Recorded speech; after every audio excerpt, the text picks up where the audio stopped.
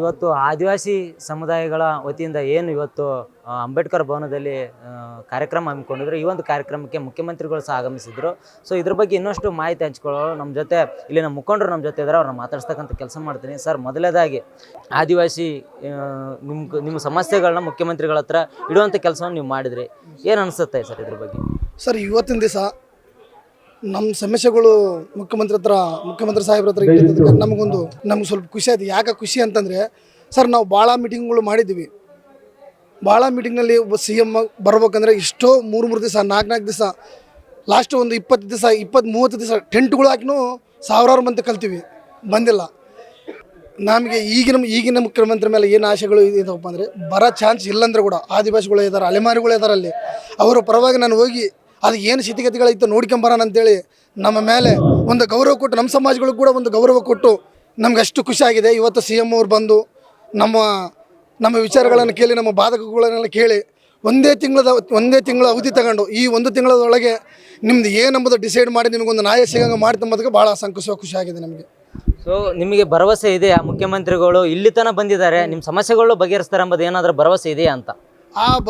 ಆ ಭರವಸೆ ಇಟ್ಕೊಂಡೆ, ಆ ಧೈರ್ಯ ಐತೆ, ಆ ಗಡ್ಸೈತೆ, ಮಾಡೋ ಶಕ್ತಿ ಈ CMಗೆ ಐತೆ ಅಂತ ನಮ್ಮ ಅಲೆಮಾರಿಗಳೆಲ್ಲ ಭಾಳ ನಂಬಿದ್ದೀವಿ. ಆ ನಂಬಿಕೆ ಉಳಿಸ್ಕೊಂತ ನಂಬೋದು ನಮಗೊಂದು ಭರವಸೆ ಇದೆ. ಮೊದಲಿನಿಂದನೂ ನೀವು ಆದಿವಾಸಿಗಳ ಜೊತೆ ಇರ್ತಕ್ಕಂಥವ್ರು. ಸೊ ಇವತ್ತು ಅವರು ಆದಿವಾಸಿ ದಿನಾಚರಣೆಗೆ ನೀವು ಬಂದಿದ್ದೀರಾ, ಏನು ಅನಿಸ್ತಾ ಇದೆ ಸರ್ ಇದ್ರ ಬಗ್ಗೆ ಹೇಳೋದಾದ್ರೆ? ಇದು ನಮ್ಮ ಅನೇಕ ವರ್ಷಗಳಿಂದ ಇದ್ದಂತಹ ಅನೇಕ ಸಮಸ್ಯೆಗಳನ್ನು ನಾವು ಬಗೆಹರಿಸಿಕೊಳ್ಳಲು ಈ ಆದಿವಾಸಿ ಈಗ ಇವತ್ತು ದಿನಾಚರಣೆನ ನಾವು ಬಳಸ್ಕೊಳ್ತಾ ಇದ್ದೀವಿ. ಆ್ಯಕ್ಚುಲಿ ಆದಿವಾಸಿಗಳು ಯಾವ ಸಂತೋಷವನ್ನು ಬಳಸ್ಕೊಳಕ್ಕಾಗತ್ತೆ ಹೇಳಿ? ಆದರೆ ಇದೊಂದು ನೆಪ ಇಟ್ಕೊಂಡು ನಮ್ಮ ಅನೇಕ ವರ್ಷಗಳಿಂದ ಆದಿವಾಸಿಗಳಿಗೆ ನಮ್ಮ ಭೂಮಿನ ಕಂದಾಯ ಭೂಮಿಗೆ ಮಾಡಬೇಕಾಯಿತು, ಮಾಡಿರಲಿಲ್ಲ. ಆಮೇಲೆ ಭೂಮಿ ಸಮಸ್ಯೆ ಇತ್ತು, ನಮಗೆ ಜಾತಿ ಸರ್ಟಿಫಿಕೇಟ್ ಸಮಸ್ಯೆ ಇತ್ತು, ಬೇರೆ ಬೇರೆ ಸಮಸ್ಯೆಗಳಿದ್ವು. ಅದೆಲ್ಲಕ್ಕಿಂತಲೇ ಹೆಚ್ಚಾಗಿ ಆಯೋಗ ಮಾಡಬೇಕು ಅಂತ ನಾವು ಕೇಳ್ತಾ ಇದ್ವಿ. ಯಾಕಂದರೆ ನಮಗೆ ಸರ್ಟಿಫಿಕೇಟ್ಸ್ ಇಶ್ಯೂ ಆಗ್ತಾ ಇರಲಿಲ್ಲ, ಕ್ಯಾಸ್ಟ್ ಸರ್ಟಿಫಿಕೇಟ್ಸ್ ಇಶ್ಯೂ ಆಗ್ತಾ ಇರಲಿಲ್ಲ. ಆ ಕಾರಣಕ್ಕೋಸ್ಕರ ಆಯೋಗವನ್ನು ನಾವು ಮಾಡಲೇಬೇಕಿತ್ತು. ಆಯೋಗದೊಂದು ಸಮಸ್ಯೆ ಇತ್ತು. ಆ ಆಯೋಗವನ್ನು ಇವತ್ತು ಮಾಡ್ತೀವಿ ಅಂತ ಹೇಳ್ಬಿಟ್ಟು ಅದು 1 ತಿಂಗಳಲ್ಲಿ ಮಾಡ್ತೀವಿ ಅಂತೇಳಿ ಮುಖ್ಯಮಂತ್ರಿಗಳು ಹೇಳಿದ್ದಾರೆ.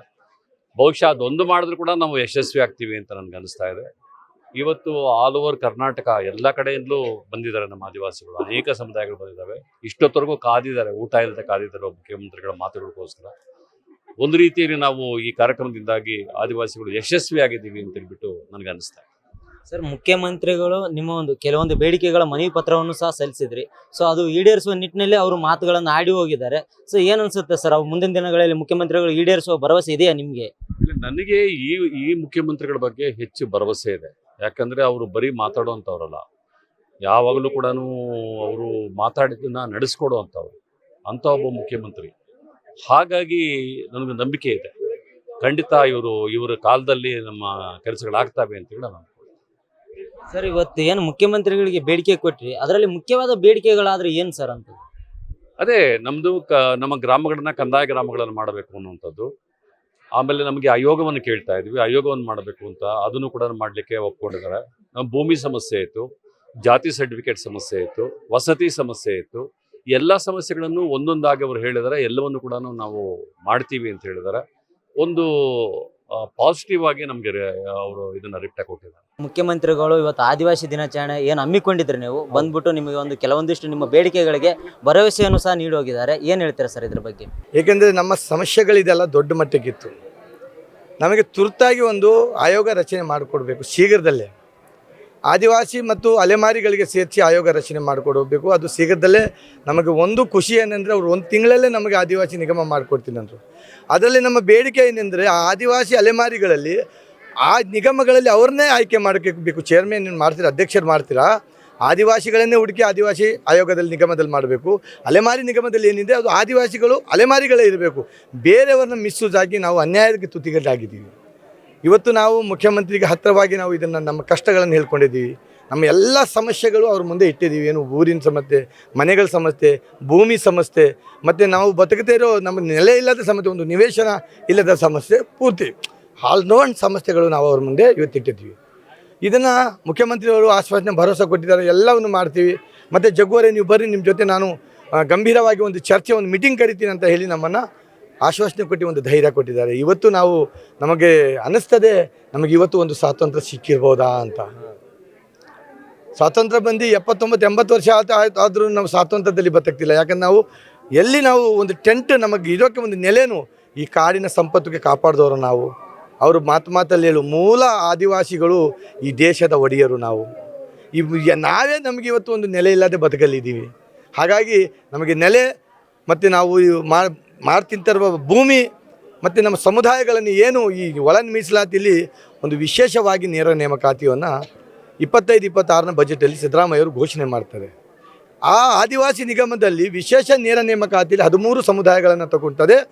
ಆ ಪ್ಯೂರ್ ಆದಿವಾಸಿಗಳ ನಮ್ಮ ಸಮುದಾಯಗಳನ್ನು ಕೈ ಬಿಡ್ತಾರೆ. ಅದರಲ್ಲಿ ಅಕ್ಕಿಪಿಕ್ಕಿ ಇರ್ಬೋದು, ಹರಣ್ ಶಿಕಾರಿ ಇರ್ಬೋದು, ಪಾರ್ದಿ ಇರ್ಬೋದು, ಅಡವಿ ಚಂಚಲ್ ಇರ್ಬೋದು, ಈ 4 ಸಮುದಾಯಗಳನ್ನು ಅದನ್ನು ಸೇರಿಸ್ಬೇಕಂತ ಹೇಳಿ ನಾವು ತುಂಬ ಒತ್ತಾಯಗಳನ್ನು ಹಾಕಿದ್ದೀವಿ. ಹಾಗಾಗಿ ಸರ್ಕಾರದ ಕ್ಯಾಬಿನೆಟಲ್ಲಿ ಅದರ ಬಗ್ಗೆ ಪ್ರಸ್ತಾವನೆ ಸಲ್ಲಿಸಿದ್ದಾರೆ, ರೆಡಿಯಾಗಿದೆ.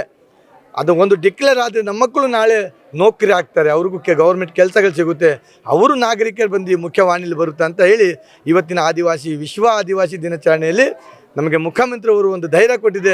ಮುಂದಿನ ದಿನದಲ್ಲಿ ಒಳ್ಳೆಯದಾಗುವಂತ ನಾವು ನಂಬ್ತೀನಿ. ನನ್ನ ಹೆಸರು ಜಗ್ಗು, ಕರ್ನಾಟಕ ರಾಜ್ಯ ಪಂಚಬುಡಕಟ್ಟು ಸಂರಕ್ಷಣಾ ಸಮಿತಿಯ ಸಂಸ್ಥಾಪಕರು, ರಾಜ್ಯಾಧ್ಯಕ್ಷರು. ಸರ್, ನಿಮ್ಮ ಸಮುದಾಯದಲ್ಲಿ ಒಳ ಮೀಸಲಾತಿ ವಿಚಾರವಾಗಿ ಸ್ವಲ್ಪ ಗೊಂದಲಗಳಿವೆ. ಸೊ ಅದ್ರ ಬಗ್ಗೆ ಏನಾದರೂ ಇವತ್ತು ಮನವಿ ಸಲ್ಲಿಸ್ತಕ್ಕಂಥ ಕೆಲಸ ಏನಾದರೂ ಮಾಡಿದ್ದೀವಿ? ಇವತ್ತು ನಾವು ಏನು ಎಸ್ ಸಿಲಿ 15% ಮೀಸಲಾತಿನ ಹಂಚಿಕೊಂಡಿದ್ದಾರೆ. ಅಲೆಮಾರಿಗಳಿಗೆ ತಲೆ ಮೇಲೆ ಚಪ್ಪಡಿ ಎಲ್ದವರು 1% ಗೊತ್ತಿಲ್ಲ. ಅದೇ ಪ್ರಕಾರವಾಗಿ ಆದಿವಾಸಿಗಳಲ್ಲಿ ಏನು 49+1 50 ಬುಡಕಟ್ಟುಗಳಿದ್ದೀವಿ, ಆದಿವಾಸಿಗಳಿದ್ದೀವಿ. 7% ನಮಗೆ ಹಂಚಿಕೆ ಮಾಡಿಕೊಡಿ. ನಮ್ಮ ದೊಡ್ಡ ಅದು ಸವಾಲಿದೆ. ಯಾಕೆ ಹೇಳಿದ್ರೆ ನಮಗೂ ನೀವು ಹಕ್ಕು ರೈಟ್ಸ್ನ ಕೊಡಬೇಕು. ನಮಗೆ ರೈಟ್ ಸಿಗಬೇಕಂದ್ರೆ ನೋಡಿ, ವಿಧಾನಸೌಧದಲ್ಲಿ ಮಿನಿಮಮ್ 15 ಸೀಟ್ಗಳಿದೆ ನಮ್ಮದು. ಲೋಕಸಭಾದಲ್ಲಿ 3 ಸ್ಥಾನಗಳಿದೆ. ಅದು ಈ 3+15 18 ಏನು ಸ್ಥಾನಗಳು, ಅದರಲ್ಲಿ ನಾವು 49 ಬುಡಕಟ್ಟು ವಂಚಿತರಾಗಿದ್ದೀವಿ. ಹೀಗಾಗಿ ನಮ್ಮನ್ನು ನೀವು ಪರಿಗಣಿಸದೆ ನಮ್ಮನ್ನು ನೀವು ಒಳ ಮೀಸಲಾತಿ ಹಂಚಿದರೆ ಆ ರಿಸರ್ವೇಷನಲ್ಲಿ ನಮ್ಮ ಪ್ರತಿಯೊಂದು ನಿತ್ಯವೂ ನಮ್ಮ 10 ಸಮುದಾಯದ ಒಬ್ಬರು ರಾಜಕಾರಣಿಗಳಲ್ಲಿ ಹೋಗುತ್ತೆ, ವಿಧಾನಸೌಧದಲ್ಲಿ ನಮ್ಮ ಧ್ವನಿ ಹೋಗುತ್ತೆ. ಆಗ ನಮ್ಮ ಕಷ್ಟಗಳು ಏನಿದೆ ವಿಧಾನಸೌಧದಲ್ಲಿ ಚರ್ಚೆಗಳಾಗುತ್ತೆ, ಅನೇಕ ಬದಲಾವಣೆ ಆಗುವ ಸಾಧ್ಯ ಇದೆ ಅಂತೇಳಿ ನಾವು ಒಳ ಮೀಸಲಾತಿ ನಮಗೆ ಬೇಕೇ ಬೇಕಂತ ನಾವು ಈ ಹೋರಾಟ, ಇದು ಒಂದು ಹೋರಾಟ ಅಂದ್ಕೋಬೇಕು. ಯಾಕಂದರೆ ಇದು ಕಾರ್ಯಕ್ರಮ ಅಲ್ಲ, ಮುಖ್ಯಮಂತ್ರಿ ಮುಂದೆ ನಾವು ಮನವಿ ಮಾಡಿಕೊಂಡಿರೋದು ಆರಂಭದ ಹೋರಾಟ. ಇದು ಶಾಂತಿಕವಾಗಿ ಕಾನೂನುಬದ್ಧವಾಗಿ ಕಾನೂನಿನ ಚೌಕಟ್ಟಿನ ಹೋರಾಟವಾಗಿ ನಾವು ಸಾಹೇಬರ ಮನವಿ ಕೊಟ್ಟಿದ್ದೀವಿ. ಅದು ಒಳ ಮೀಸಲಾತಿ ಹಂಚಿಕೆ ಮಾಡೋವರೆಗೂ ನಮ್ಮ ನಿರಂತರವಾಗಿ ನಮ್ಮ ಹೋರಾಟ ಇರುತ್ತೆ.